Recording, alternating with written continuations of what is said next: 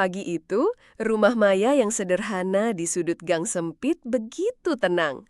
Aroma kopi robusta milik ayahnya samar tercium. Ia merapikan seragam SMA yang sedikit usang, lalu mengusap laptop pemberian pamannya yang layarnya retak, casingnya renggang. Perangkat tua itu adalah satu-satunya harapannya untuk lomba inovasi digital di sekolah. Ia mengembuskan nafas, memupuk keyakinan. Aula sekolah dipenuhi sorak-sorai, meja-meja berjejer rapi, masing-masing dengan perangkat canggih, laptop gaming, tablet digital, proyektor mini.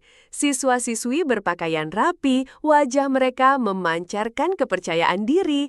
Maya duduk di sudut, laptopnya yang bobrok tanpa kontras menarik beberapa pandangan sinis dan bisikan tak nyaman. Jantungnya berdebar kencang. Giliran Maya tiba. Ia melangkah maju dengan gugup, meletakkan laptop usangnya di meja presentasi. Matanya bertemu tatap dengan Pak Rahmat, guru TIK yang terkenal perfeksionis dan kerap meremehkan siswa kurang mampu. Aura meremehkan Pak Rahmat begitu terasa, membuat Maya menelan ludah pahit. Ruangan seolah menekan. Maya mencoba membuka program presentasinya. Kipas laptopnya menduru keras, lalu tiba-tiba layar membeku. Ia menekan tombol, mengetuk-ngetuk, namun nihil. Layar biru aneh muncul sesaat, lalu mati total. Sebuah kehampaan menghantam ulu hatinya, seiring tawa renyah yang mulai terdengar di belakangnya. Lihatlah ini! Suara Pak Rahmat memecah keheningan, syarat ejekan. Bagaimana mungkin kita berharap inovasi dari alat yang bahkan tidak bisa menyala? Ini menunjukkan kurangnya keseriusan dan persiapan.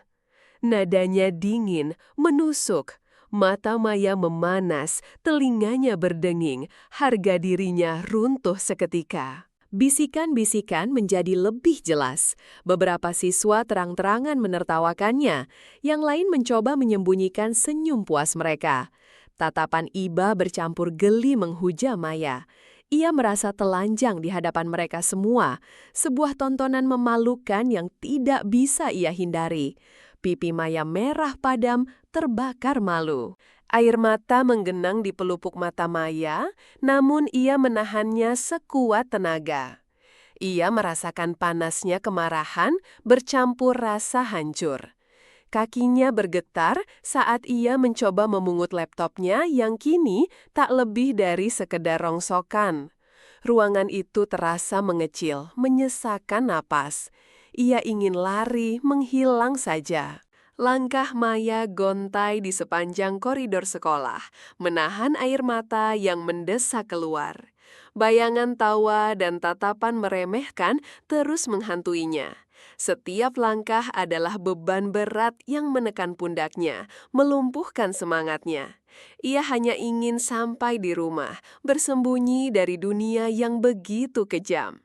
Di kamarnya yang sempit, Maya memeluk lututnya, menatap laptop mati di hadapannya. Rasa malu dan hancur perlahan berubah menjadi amarah yang membara. Sebuah tekad keras terbentuk di hatinya. Ia tak akan membiarkan dirinya direndahkan lagi. Ada sesuatu yang ingin ia buktikan, sebuah janji pada dirinya sendiri. Ia membalik laptop, mengamati setiap celahnya. Tangannya meraba tombol-tombol yang tak lagi berfungsi. Di balik rasa hancur itu, sebuah percikan ide muncul. Ia tidak akan mencari belas kasihan. Ia akan belajar, bekerja, dan suatu hari nanti, ia akan membuat mereka semua terdiam, diam-diam tanpa gembar-gembor. Sejak insiden itu, Maya menghabiskan sebagian besar waktunya di perpustakaan sekolah. Bukan untuk pelajaran umum, melainkan tenggelam dalam buku-buku pemrograman, jaringan komputer, dan sistem operasi. Jemarinya lincah membolak-balik halaman tebal, matanya menyerap setiap informasi dengan dahaga tak terhingga. Ibu Lestari, pustakawati tua dengan kacamata tebal, sering melihat Maya belajar hingga perpustakaan sepi.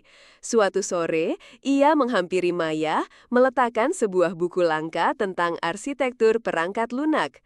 Untukmu, bisiknya lembut, ilmu tidak pernah memandang harta. Sebuah senyum hangat mengembang di wajah Maya, merasa sedikit divalidasi. Malam-malam, Maya kini dihabiskan di depan layar komputer pinjaman teman atau kadang menyelinap di lab komputer sekolah saat tidak ada guru.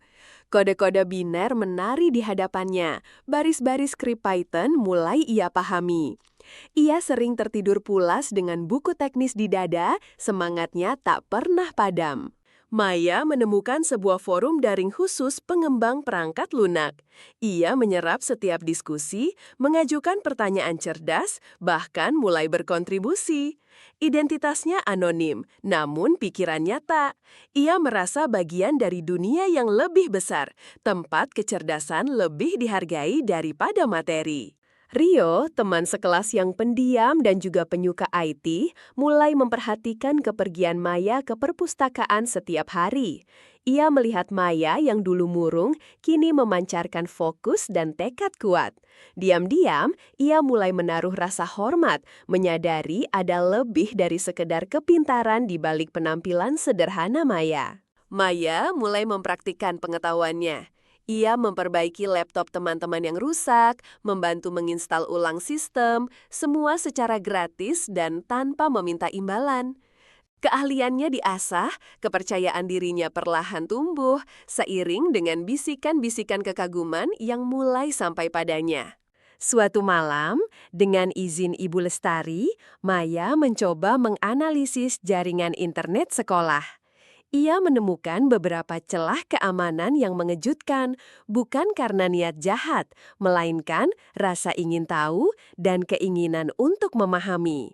Sistem itu ternyata lebih rapuh dari yang ia duga. Dari analisisnya, Maya menyadari bahwa sistem informasi akademik yang baru akan diterapkan sekolah memiliki beberapa kelemahan fundamental.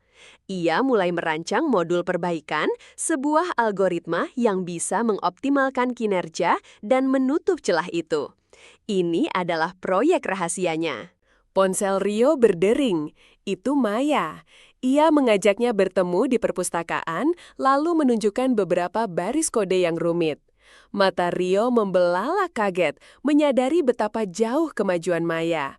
Rio yang tak banyak bicara, hanya mengangguk pelan, menawarkan bantuan jika diperlukan. Sebuah aliansi senyap. Meskipun masih menyimpan dendam atas penghinaan itu, hati Maya kini dipenuhi keyakinan. Ia tahu ia memiliki kekuatan yang tersembunyi. Dengan setiap baris kode yang ia tulis, setiap masalah yang ia pecahkan, ia merasa semakin dekat dengan hari di mana ia tidak lagi diremehkan. Sebuah senyum tipis terukir. Pagi di sekolah diselimuti kekacauan. Pengumuman peluncuran sistem informasi akademik SIA baru yang digadang-gadang Pak Rahmat justru menyebabkan kekacauan. Server down, data siswa tak bisa diakses, nilai menghilang. Wajah guru-guru tegang, para siswa panik. Ruang guru dipenuhi kepanikan. Pak Rahmat mondar-mandir, menelepon sana-sini, wajahnya merah padam karena stres. Ia mencoba menyalahkan penyedia sistem, namun semua tahu dia adalah penanggung jawab utamanya. Keringat dingin membasahi dahinya. Harga dirinya sebagai guru IT dipertaruhkan. Antrian panjang mengular di depan ruang tata usaha. Orang tua siswa yang khawatir membanjiri sekolah menuntut penjelasan. Kepala sekolah sibuk menenangkan semua pihak, namun kegagalan sistem ini adalah pukulan telak bagi reputasi sekolah. Suasana tegang, frustrasi, merebak di mana-mana. Dengan hati berdebar, Maya mendekati Pak Rahmat. Ia menawarinya bantuan, suaranya tenang namun mantap. Pak Rahmat awalnya meremehkan, meliriknya dengan tatapan apa yang bisa dilakukan anak ini. Namun, dalam keputusasaan, ia akhirnya mengizinkan Maya mencoba. Rio berdiri di sampingnya, memberi dukungan diam. Maya duduk di depan komputer server. Jemarinya bergerak lincah di atas keyboard, menavigasi kode-kode rumit. Ia mengidentifikasi bug utama, menerapkan modul perbaikan yang ia kembangkan sendiri. Semua mata tertuju padanya, ragu bercampur penasaran. Ruangan hening, hanya suara ketikan Maya yang terdengar. Monitor utama tiba-tiba menampilkan logo sekolah, lalu halaman login SIA yang berfungsi normal. Pak Rahmat terkesiap, matanya membelalak tak percaya. Ia mendekat, memeriksa setiap detail, lalu berbalik menatap Maya dengan campuran kebingungan dan kekaguman yang luar biasa. Ia tak bisa berkata-kata. Sistem informasi akademik kembali berfungsi sempurna. Data siswa muncul, jadwal tertata rapi, semua berjalan lancar. Sebuah desah lega kolektif terdengar dari para guru. Senyum tulus mengembang di wajah kepala sekolah, ia menatap Maya dengan tatapan penuh hormat dan takjub. Kepala sekolah menghampiri Maya, menepuk pundaknya dengan bangga. Terima kasih Maya, kau telah menyelamatkan kami. Saya tidak tahu bagaimana kau melakukannya, tapi ini luar biasa. Pujian tulus itu menghangatkan hati Maya, lebih berharga dari 1000 ucapan maaf. Matanya berkaca-kaca. Para siswa yang dulu mengejek Maya, kini menatapnya dengan pandangan berbeda. Ada rasa kagum, rasa hormat yang tulus. Beberapa mendekat, ingin tahu bagaimana ia melakukannya, ingin meminta maaf atas perilaku mereka. Maya hanya tersenyum tipis, merasakan kelegaan yang luar biasa. Maya berdiri di tengah koridor, memandang keluar jendela. Senyum tipis mengembang di bibirnya. Laptop usang itu kini tak lagi berarti, karena ia telah membuktikan dirinya jauh lebih dari sekadar benda mati. Dendamnya terbayar tuntas, bukan dengan kemarahan, tapi dengan keunggulan dan rasa hormat yang ia raih sendiri.